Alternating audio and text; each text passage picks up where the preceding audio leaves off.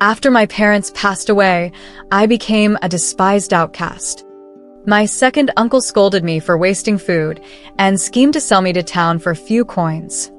My maternal uncle, wielding a hoe, declared that a maternal uncle is as good as a parent, and I should live with him.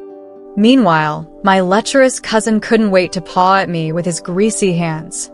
At that critical moment, a hunter named Meng threw a wild boar onto the ground, glaring at everyone around.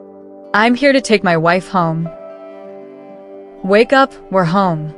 I was slumped in a bamboo basket, wearing a lotus leaf hat, groggy from exhaustion.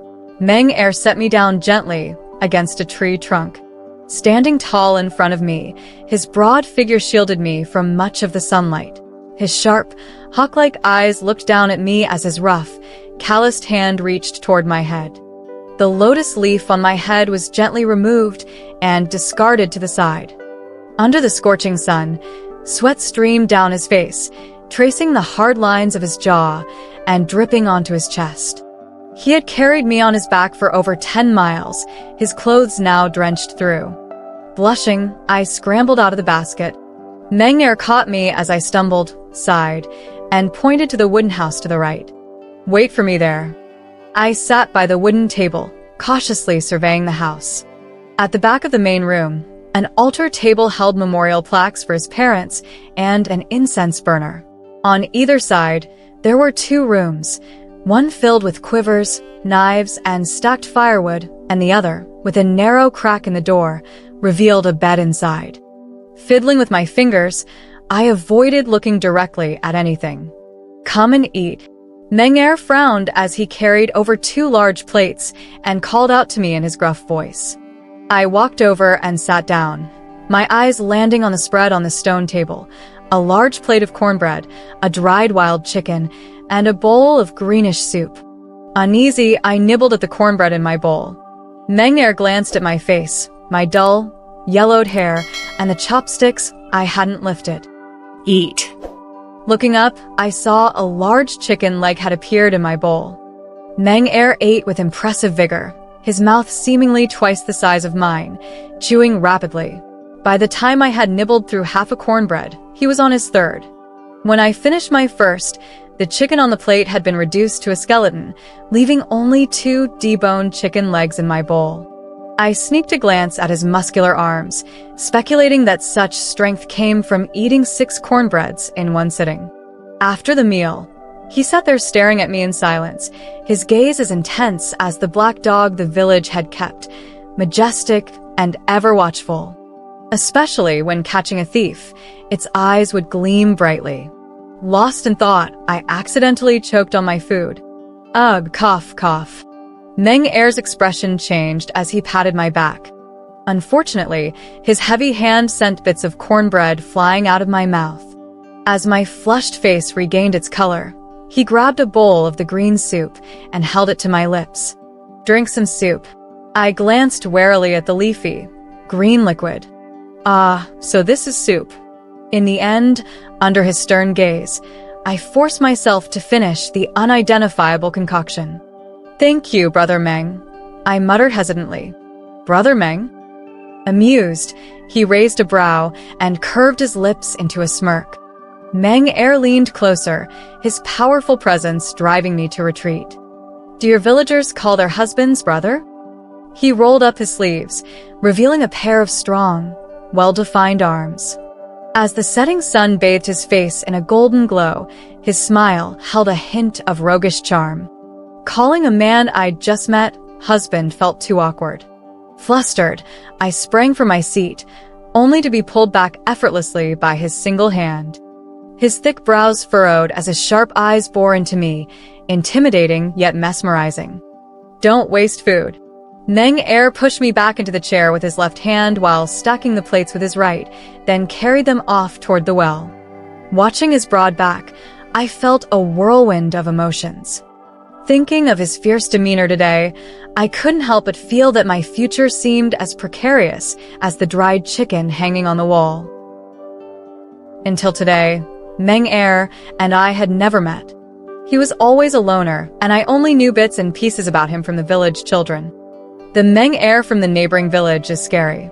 He once kicked Zhang the butcher's leg cleanly in two. Meng heir is bad. He slapped Granny Zhang so hard her dentures flew out. He was said to show neither respect to the old nor kindness to the young. Over time, Meng heir became synonymous with ferocious. Yet, when I was at my lowest, the fearsome Meng heir appeared out of nowhere. "I'm here to take my wife home." Covered in blood, he slung the beast he was carrying onto the ground and scanned the crowd menacingly. The villagers swarmed around the wild boar, marveling. A wild boar as a betrothal gift. Meng heir really is something. He's marrying a girl who can't even manage housework. The Meng boy must have lost his mind. I met the blood-smeared gaze of the man before me, shivering as though caught under the predator's watchful eye. Meng heir? The Meng heir, who is notorious for fighting? You think calling her your wife makes her yours? She's my wife. My cousin Li Kai raged, shaking his fist at Meng heir. Meng heir ignored him, gesturing instead to my uncle and second uncle. From his chest, he pulled out a contract wrapped in burlap and held it aloft for everyone to see. My second uncle squinted, about to snatch it, but Meng heir was faster. The eldest son of our family must have gone mad, giving his daughter to you. Father, look at him. Li Kai whined to my uncle, waving his arms indignantly.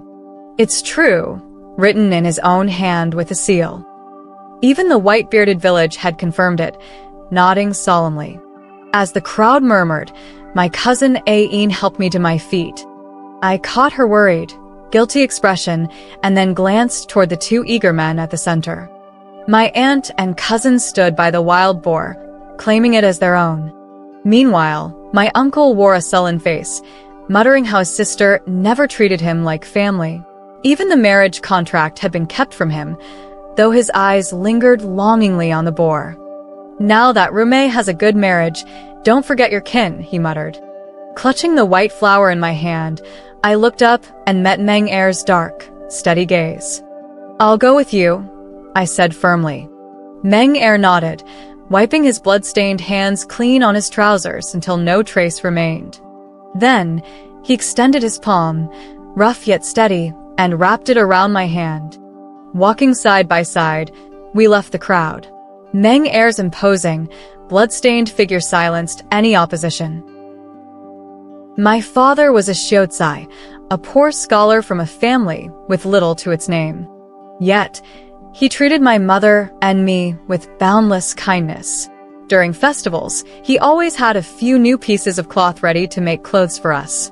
In the farming off-seasons, he would carry me and my mother on his back and take us to the countryside. Zima goe ti, sun mei chiei.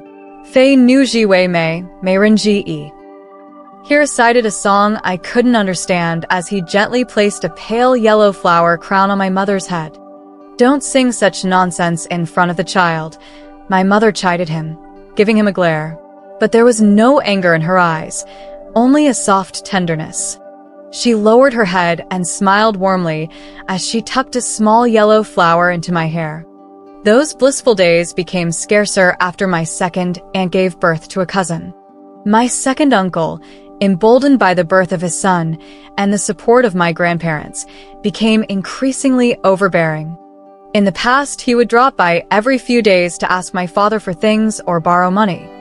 But now he wanted land, then a house. Elder brother, our parents are old, and you don't have a son. Won't you have to rely on your nephew to take care of you in the future?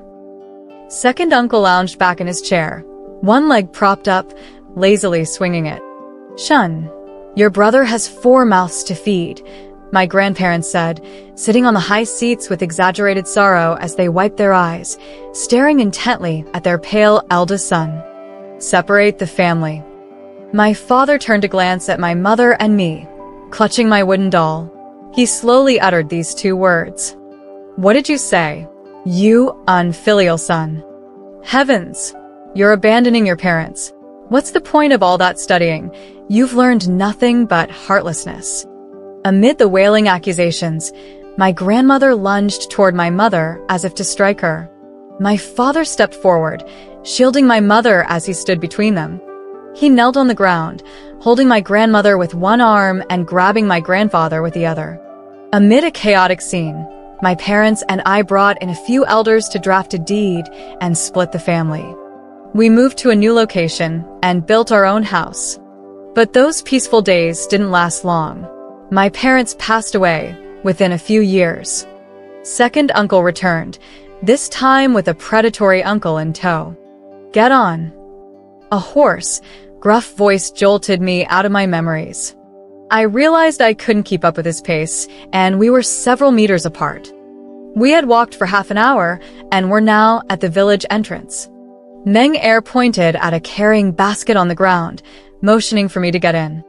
"I can walk on my own," I said, feeling a bit embarrassed. But Meng Er's expression darkened. "There's still 15 li to go. At your speed, even a tortoise could beat you." He glared at me, his mouth set in a tight, fierce line. Sitting in the basket, I was jolted up and down. It reminded me of childhood when my parents carried me to the market. When I woke again, a large, thick lotus leaf had been placed over my head. After dinner, I looked around, wondering what I could do. The chicken coop was stocked with a large basin of husks, and the bamboo poles were draped with strings of gray clothes. Meng Er was the most capable man I had ever seen. As the moon climbed into the sky, I couldn't help but grow anxious. Tonight was, in a sense, our wedding night. "Come in," Meng Er called out. I followed him into the bedroom. "Take this," he said, suddenly pulling off his shirt. I jumped and quickly shut my eyes. Afraid of me? After a moment, I peeked through my eyelids to see his rugged yet clean face. Meng Er leaned slightly toward me, holding a folded marriage contract in his large, calloused hand. Standing this close, I could see his sharp features, a straight nose and strikingly defined face. When my father read at night, he would often glance at my mother and marvel softly. Under the lamp, beauty becomes even more radiant. Meng Er, it seemed, wasn't entirely without his own charm. "What's this?" I asked, puzzled.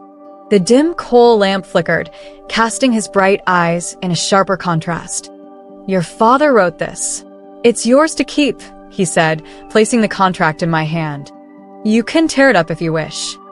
Meng Er hesitated briefly before turning to leave for another room. "He saved me.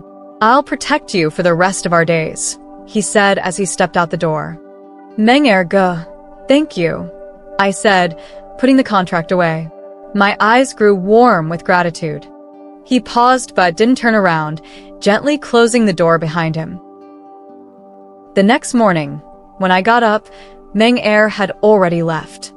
All that remained were a few steaming sweet potatoes in a bowl, a small trace of his presence. Without Meng Er at home, I felt a bit freer. I spent my time teasing the chicks in the coop or squatting on the barren land, lost in thought. Meng Er's household lacked even a sprig of green vegetables. The kitchen held nothing but sprouted sweet potatoes. Not even the common crops like mugwort, chives, or green onions were to be found. His lifestyle was undeniably rough. Due to his hunting, many of his clothes were damaged. One of his shirts had a large patch sewn haphazardly over a hole, making it wearable for another few years. Looking at those torn clothes, I smacked my forehead lightly with the silver needle in hand. By noon, I decided to prepare dinner as I had seen my mother do. The creek near the village was abundant with wild greens, so I went to gather some for the next few meals. Upstream, several middle-aged women were cutting grass with baskets in tow. Downstream, others washed clothes while carrying babies on their backs. As I approached, the women subtly moved farther away, as if avoiding a plague. Skinny as a reed, what does Meng Er even see in her? "Don't act like you don't know. That man doesn't discriminate between meat and vegetables," one said, casting a disdainful glance toward me. Following their gaze, I saw two women washing clothes further down the creek.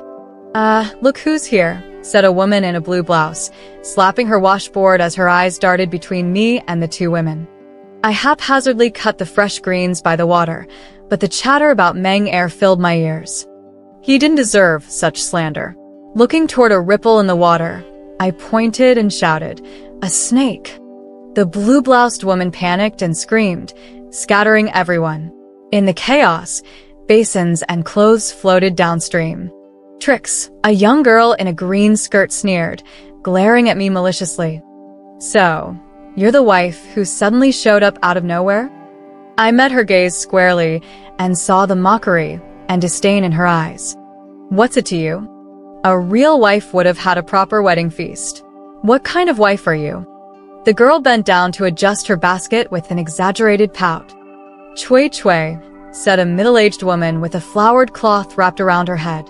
She tugged at the girl's sleeve, scolding her softly. "Sister Shin, what did I say that was wrong?" Chui Chui retorted loudly, jamming her sickle into her basket with exaggerated anger. The woman, Sister Shin, approached me timidly and apologized on Chui Chui's behalf. "Meng Er's wife. I'm the butcher's wife, and this is Chui Chui. She's been sun-dazed, don't mind her." Sister Shin spoke softly, with a demure smile that carried a hint of sorrow. She seemed pitiful enough to make anyone sympathize. I suddenly realized who she was. Her husband was likely the man Meng Er had beaten up. No wonder the other women's eyes held such a mix of malice and anticipation. Aside from gossip, they loved a spectacle. I smiled faintly at Sister Shun and left their stares behind. Meng Er put down the knife and tossed the wild fox on his back into the corner of the wall. Standing at the doorway, he glanced at the freshly turned soil in the corner and the smoke curling up inside the house, a warmth rising in his heart. Wife. Brother Er. Brother Meng. He and the girl holding the bowl spoke simultaneously, and Meng Er's lips twitched slightly. I turned toward the voice. Wang Tsuetsue was standing at the door, holding a basket of fresh and tender water shield plants, with her skirt soaked in a large patch. Such freshness suggested she hadn't even gone home first. Wang Tsuetsue stared at me, froze for a moment, pouted her lips, then quickly looked away. "I saw these while cutting grass today and thought your household might lack vegetables, so I brought some over." She smiled at Meng Er, her eyes curving into crescents, put down the basket, and turned to leave. Meng Er glanced at me, scratched his head, then leaped to the corner, grabbed a wild chicken, and chased after her. His retreating figure looked rather clumsy. The stir-fried water shield was fresh and delicious, but by the time Meng Er returned, it had turned yellow and lost its flavor. He sat at the table, eating the bitter and yellowed water shield with his rice to the last bite. As I stroked my chin, glancing at the freshly turned soil and the disheveled man, a suspicion formed in my heart. Meng Er had done it on purpose. She's the village chief's granddaughter, Wang Tsuetsue. When I used to stay in the mountains for long periods hunting, the vegetables I planted would wither. As Meng Er deftly stacked the dishes, he suddenly spoke up. I yawned, responding with a soft hum. He frowned slightly, confused. "I understand." "No, you don't." Meng Er, displeased with my casual response, grabbed my silver-white wrist. "The village chief has been kind to me. I treat Tsuetsue like a younger sister and have no intention of marrying her. Don't listen to those gossiping mouths." Meng Er furrowed his brows, speaking each word emphatically. As he spoke, his dark eyes filled with a trace of grievance, and his grip on my wrist tightened unconsciously. The pain in my wrist stirred up a bit of annoyance toward him. After all, I wasn't the one who had eagerly run after her. Thinking of this, I mimicked Wang Tsuetsue's tone and called out mockingly, "I understand, Brother Meng." He responded swiftly, then suddenly grinned, revealing a row of white teeth.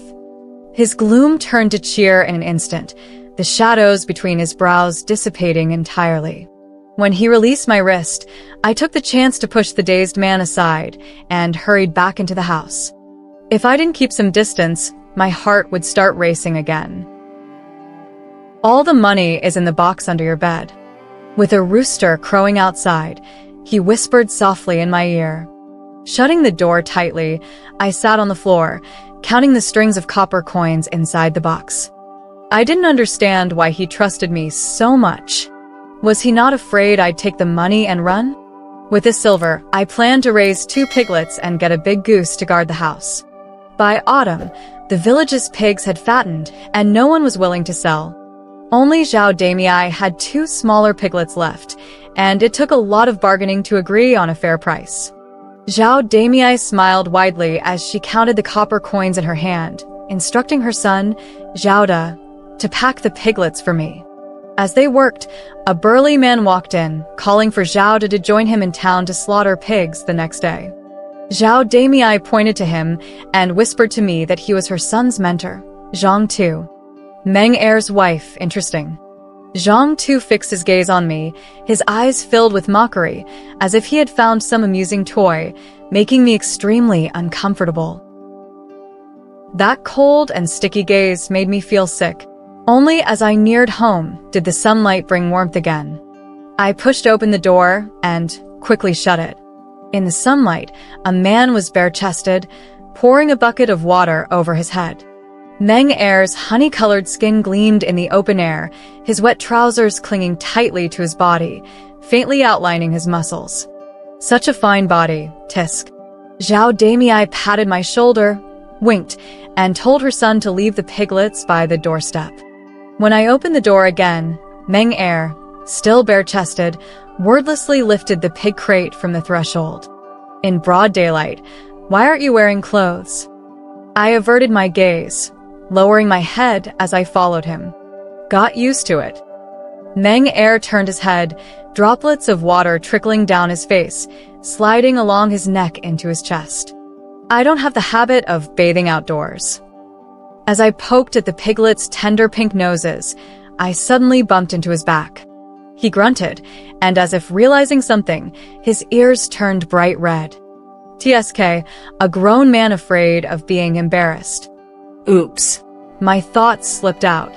The awkward one wasn't me. Meng Er's steps grew stiff, his earlobes burning scarlet.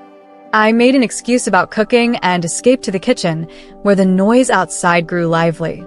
Through the curling smoke, I could see his every movement clearly. Meng Er was still shirtless, chopping wooden stakes into planks with quick, precise strokes. Half an hour later, he carried some planks out and returned with bundles of straw. By evening, a thatched shed stood in the corner. "From now on, you'll bathe here." He pointed at the wooden bucket and the newly built shed, his voice gruff. I stared at his sturdy arms, my thoughts wandering, my heartbeat quickening as Zhao Damei's words echoed in my head. Blushing seemed contagious. "Stay away from me." Meng Er's eyes, growing hotter, fixed on my flushed face. He leaned closer, pressing against my neck. After a brief but intense moment, Meng Er's breathing grew heavier. "Wait." Meng Er, relentless, devoured my unfinished words with a kiss, not even bothering to respond. When I woke up, Meng Er was sitting by the bed, carefully inspecting the basket of clothes. "Why bees?" Old Lee and the others laughed at me the other day. I couldn't tell him it was because his clothes had too many holes, and I didn't know what else to patch them with. "Our days will be sweeter than honey," I rasped in reply. "All right." He stroked the bee embroidery on his sleeve and leaned down to kiss my face gently. After a brief moment of affection, someone banged on the door, and Wang Xingxin cried out from outside. "Brother Meng Er, my sister's in trouble." Meng Er's eyes turned cold as I gripped his hand, and together we made our way to the village chief's house. On the way, Wang Xingxin sobbed and recounted the events. During the autumn plowing season, the Wang family had hired a water buffalo from the Zhang family for farming. After just 2 days of plowing, the buffalo inexplicably foamed at the mouth and collapsed in the field. Cattle are the lifeblood of farmers. Zhang Baozhu and his family, wielding hoes, gathered at the Wang family's door demanding compensation. "That buffalo has been with our family for years.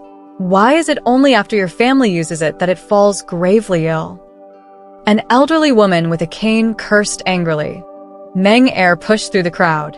Wang Tsuetsue was helping the elderly village chief, her face flushed with anger.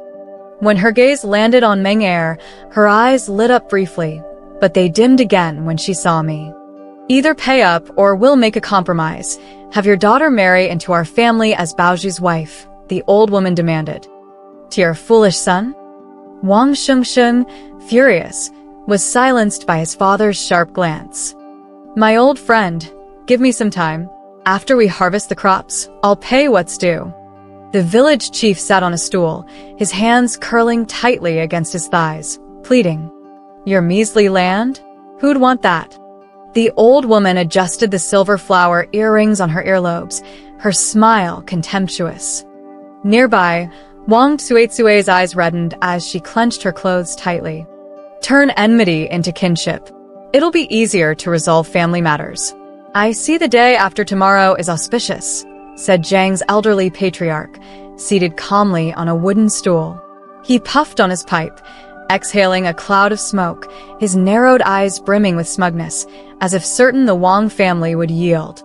The sick buffalo, tied nearby, let out pitiful groans. Its sagging, loose skin stirred pity in those who saw it. For several days, the poor animal had vomited after eating, unable to stand, looking like it was on the brink of death. Brother Meng, save me. Wang Tsuetsue pleaded, her eyes rimmed red as she bit her lip. What's this now, Meng Er? Are you going to get involved too? 20 taels of silver, then, sneered the Zhang patriarch, squinting as he scrutinized Meng Er. Name your price. I'll pay. Wait. Meng Er had just spoken when I raised a hand to stop him.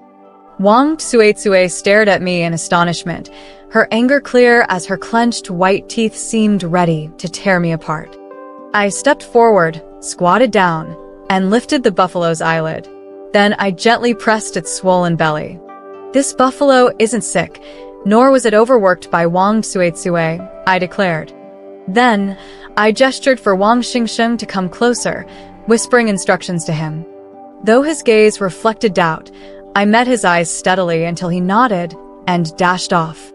Bluffing. My poor buffalo. Wretched Wang family, you've brought ruin upon my Zhang household, wailed Zhang's matriarch. At a cue from her husband's glance, she threw herself over the buffalo's head, crying loudly. The already feeble animal struggled even more under her weight, its labored breaths sounding pained. The Zhang family exchanged knowing glances, their expressions calculative. One middle-aged man suggested butchering the buffalo on the spot, selling the meat to recoup their loss. Another cheerfully proclaimed it a fortuitous occasion for a village wedding. My wife says she can treat it, so she will, Meng Er declared, standing protectively in front of the buffalo, his unwavering confidence giving me support. We moved the buffalo to a shaded area where I began massaging its belly. Wang Tsuetsue, her face cold, fetched some grease and warm rice wine for me.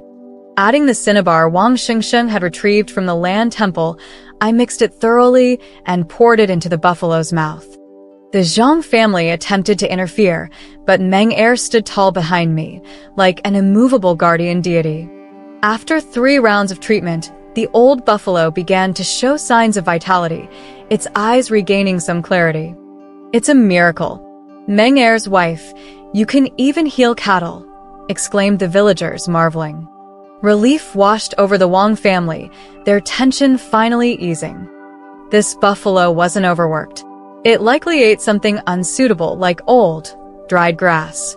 If it had been fed properly, it would have recovered in a few days, I explained. Why the rush, Uncle Zhang? As my words sank in, the Zhang family's expressions grew uneasy. Looks to me like the Zhang family wanted to swindle the Wang family, using this as an excuse to marry off their foolish son to a beauty, someone muttered indignantly. Suspicious, disdainful, and angry gazes surrounded the Zhang family. Wang Shengsheng, puffing with righteous anger, pointed to the fresh green forage he had gathered the previous day, defending their innocence. Over 20 pairs of eyes inspected the verdant leaves. Wary of becoming the Zhang family's next target, several village women spat vehemently. Bah! Shameless! frogs wanting to eat swan meat. The Zhang patriarch coughed repeatedly, clutching his chest as he muttered something about the heat affecting the buffalo, a mere misunderstanding. More like the sun fried your brains. Wang Tsuetsue retorted sharply, her clear voice scolding the Zhang family into silence. Seeing their scheme unravel, the Zhang family abandoned their demands and left in defeat. As they departed, Zhang's matriarch shot me a lingering, sinister look, her demeanor disturbingly familiar. "Thank you," Wang Tsuetsue said awkwardly, bringing me a basin of warm water to wash my hands. "Meng's wife, you really know a lot," said Wang Xingsheng, his eyes wide with admiration. Then, grabbing a knife, he swiftly slaughtered a rooster, declaring it would be for dinner. Wang Tsuetsue glanced at her younger brother, her gaze dimming, lost in thought. On our way home, Meng Er carried me on his back, rambling about how he'd married a miracle worker and cursing the Zhang family for their vile ways. Resting against him, I stroked his hair, urging him to be quiet. Cattle, as critical to a farmer as their firstborn child, had always symbolized status and livelihood. My second uncle, envious of our family's prized buffalo, had borrowed it endlessly and resorted to countless petty tricks, claiming it had wandered off, gotten sick. My father and I had gained experience treating livestock from those days. Yet, in the end, even we hadn't anticipated my uncle poisoning our hard-working old buffalo.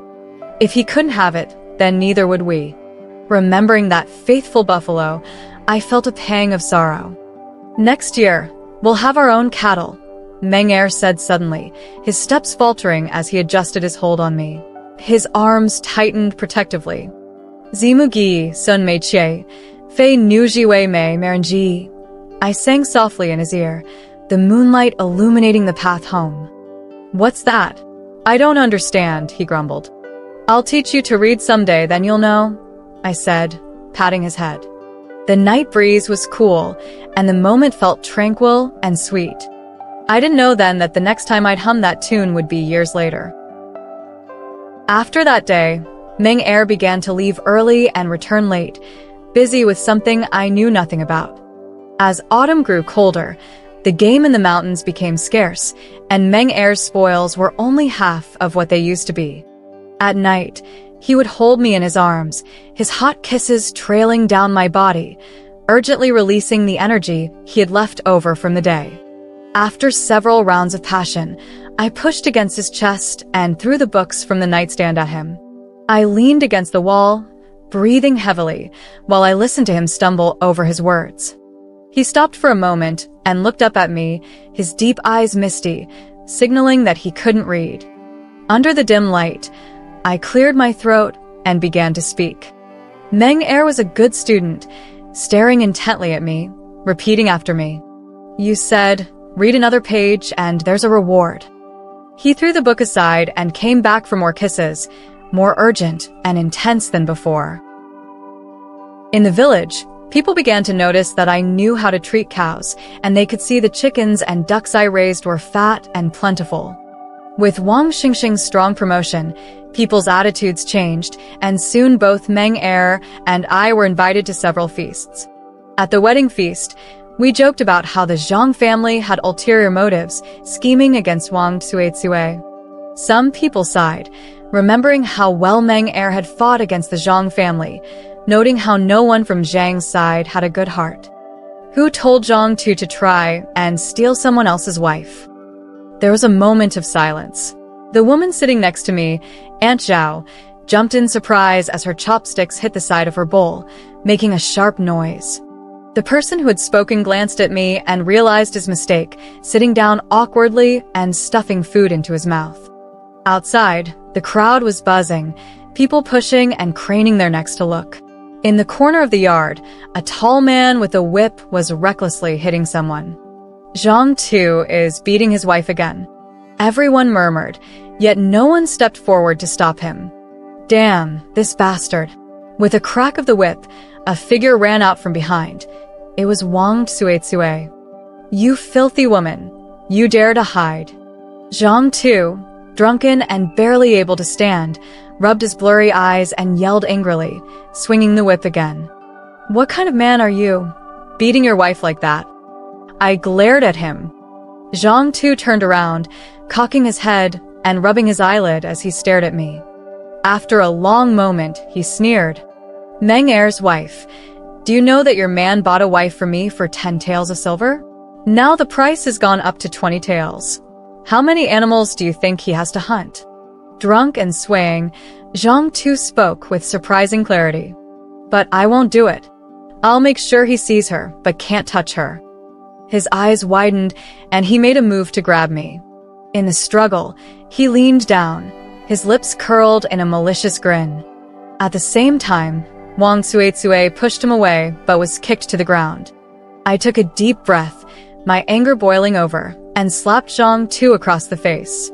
He stood frozen, his expression turning vicious. "Move one more step, and I'll make sure you lose your left leg too."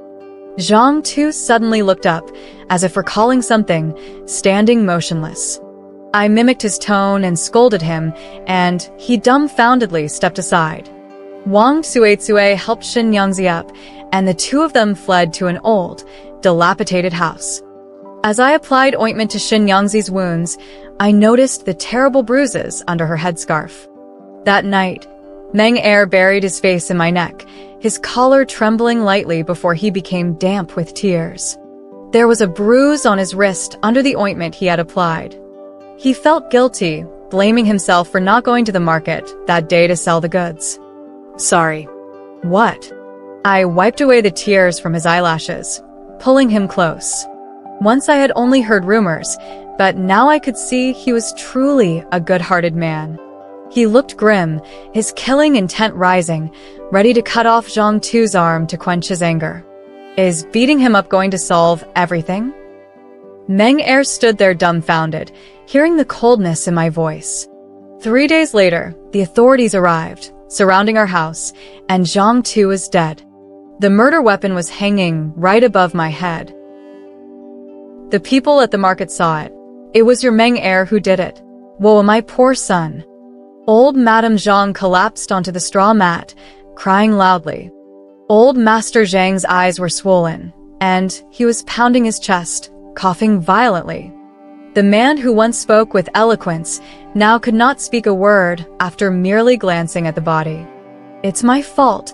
I've caused trouble for you both." The heavy mourning cloth draped over Shenrong's shoulders, making her look even more frail. She cast a cold glance at me and Meng Er, her expression full of grief. I looked around. The air was filled with malicious accusations, and my abdomen throbbed with pain. Stumbling, a pair of hands steadied me.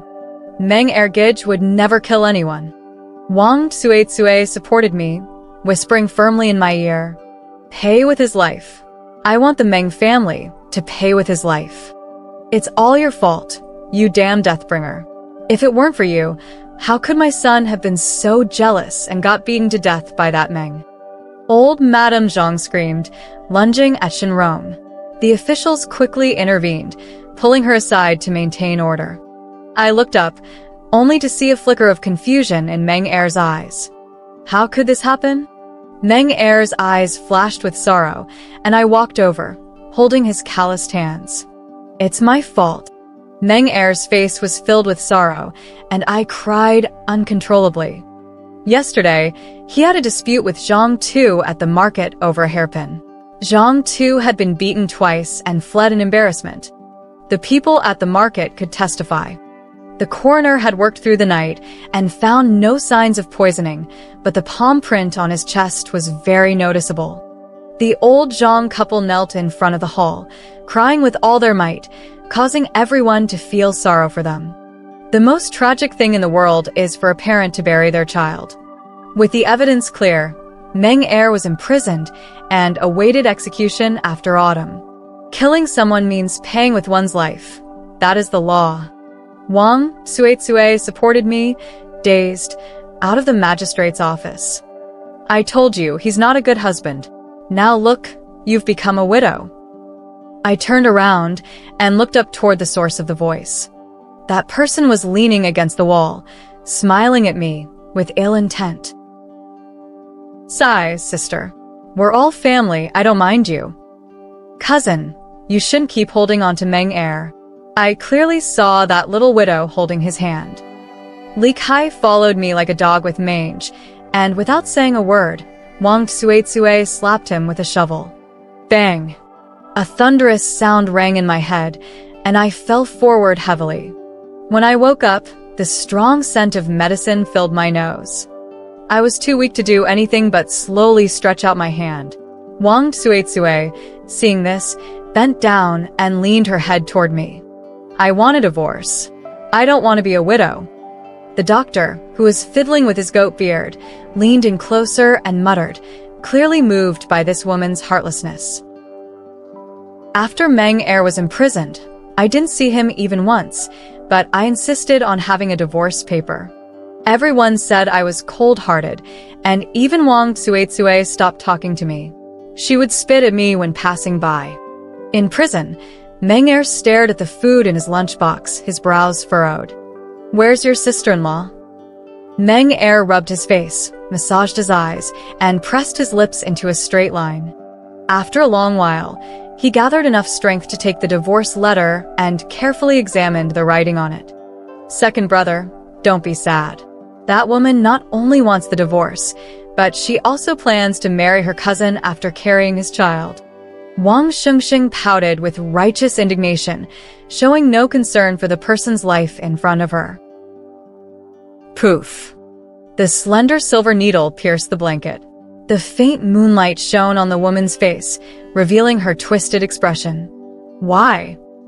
The cupboard suddenly opened, and the woman turned around in surprise, seeing me standing there with a serious expression. Shen Rong glared at me, her shoulders trembling with rage, but she still sneered. If he had never married, I could have endured it, but leaving me to suffer alone. Why should you all be happy? Shen Rong raised her head and tidied her hair, her gaze drifting over my body. You should be a widow like me. Her deep eyes were now as cold as a venomous snake. Shen Rong hated us. She wanted me dead. Let's die together. A flash of silver light, and Shen Rong charged directly at my abdomen. In that critical moment, a familiar scent enveloped me tightly. The silver needle in the blanket had come from my hairpin. That night, after Zhang Tu got drunk, Shen Rong inserted the needle into his head, intending to frame me. But unexpectedly, Meng Er took the blame for it all. I pulled out the hairpin and threw it in front of Shen Rong. The delicate flower on the hairpin was completely intact. On our way home, he had already fixed the item. Shen Rong's face turned pale, and she collapsed to the ground, a small stream of fresh blood flowing from her palm. You borrowed my hairpin, provoked Zhang Tu's anger, and stirred up a fight to test whether Meng Er would still treat you the same. I glanced at Meng Er, a pang of sorrow rising in my chest. He took the blame for you, sacrificing himself and me. Shen Rong never looked up, her gaze fixated on Meng Er, as if she was looking through his face at an old acquaintance. This is why I wanted a divorce, and I wasn't pregnant. I just made her take action. I pushed away Meng Er and whispered softly. The murderer was executed, and Meng Er was sentenced to 3 years of exile for deceiving the county magistrate and attempting to escape prison. He wouldn't sign the divorce paper, nor would he agree to a separation. He just held tightly to my hand, telling me to wait for him, but I never let go. On the day he left, he stood at the city gate, looking around, searching for any sign of me. Wife, forgive me. Take care of yourself. From behind the willow tree, I could still hear Meng Er shouting from across the long road. After Meng Er left, I planted a peach tree at home, and under it, I buried the divorce papers he gave me. As the seasons changed, the chickens and ducks in the yard were replaced one after another. Wang Tsuetsue's daughter, once an infant, had now begun to walk shakily. The peach tree by the door had grown taller than the roof, and every summer, it bore clusters of bright red peaches. At that time, Meng Er's letter was about to arrive. Every year when I received his letter, I would brew a jar of peach wine in the cellar. Meng Er was very well liked among his comrades in the army. He could read, and often helped write family letters and read them aloud. For a single letter, a long line would always form outside his tent. At night, as he tossed and turned in his bed, he would wonder if I had received his letter. "You're a widow now. Your man is dead." My cousin puffed out his chest, full of malice. I raised the firewood stick and swung it at him. My cousin dodged in a panic, only to meet Wang Tsuetsue's cold water. "Ow. Little slut, ow." Though it was like being burned and frozen at once, it wasn't enough to make a series of painful screams. I walked out holding the firewood stick, and Li Kai was kicked and rolled like a ball. The person hummed a song without changing his expression, still holding a peach leaf in his mouth. From self-cultivated grass, so beautiful and unique. It is not the girl who is beautiful, but the gift of a beauty. He turned his head at the sound, his eyes sparkling, and his face was filled with a gentle smile.